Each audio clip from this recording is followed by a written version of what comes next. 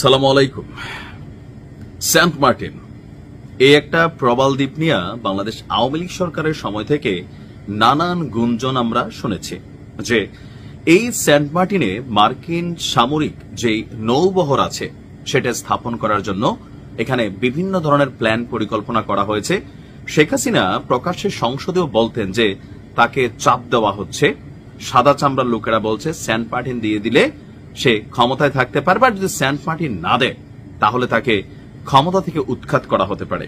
কাকতালীয়ভাবে আমরা দেখলাম যে শেখ হাসিনা সরকারের পতন ঘটেছে, তবে এটা কোনো পশ্চিমাদের সহযোগিতায় ঘটে নাই, বাংলাদেশের মানুষই ঘটাইছে। এরপরই সরকার ক্ষমতায় আসার ঠিক কয়েকদিন পর থেকে হঠাৎ করে সেন্ট মার্টিন ইস্যুতে নতুন কিছু সিস্টেম চালু করলো, আর এই সিস্টেমে সেন্ট মার্টিনের জনগণ ব্যাপক ক্ষয়গ্রস্ত হয়েছে।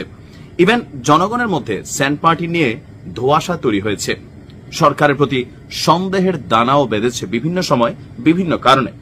এখন ফাইনালি আর মাত্র গুনে গুনে হয়তো 6 মাস আছেন ডক্টর মোহাম্মদ ইউনূসের এই সরকার 6 মাস আগে এবার সেন্ট মার্টিন নিয়ে তাদের মহাপরিকল্পনা সামনে নিয়ে এসেছেন।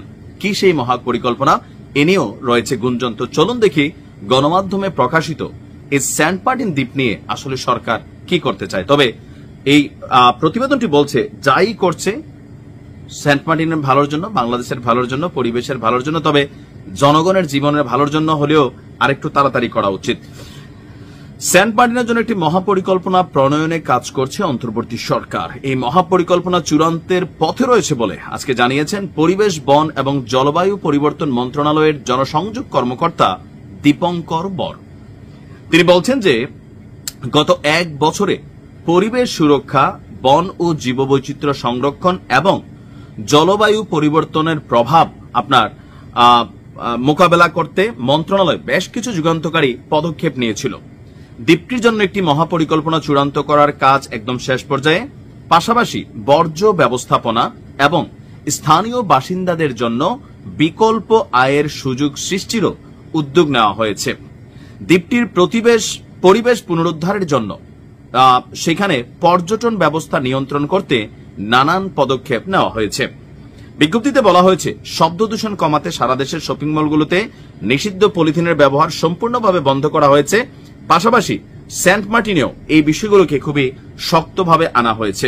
সেন্ট মার্টিনকে একটি পরিবেশ বান্ধব প্রবাল দ্বীপ, যেন জীববৈচিত্র্য বলতে সেখানে বসবাসকারী বিভিন্ন সামুদ্রিক যে প্রাণীগুলো আছে এই প্রাণীগুলোর সুরক্ষার কথা এখানে অনেক বড় আকারে চিন্তা করা হয়েছে।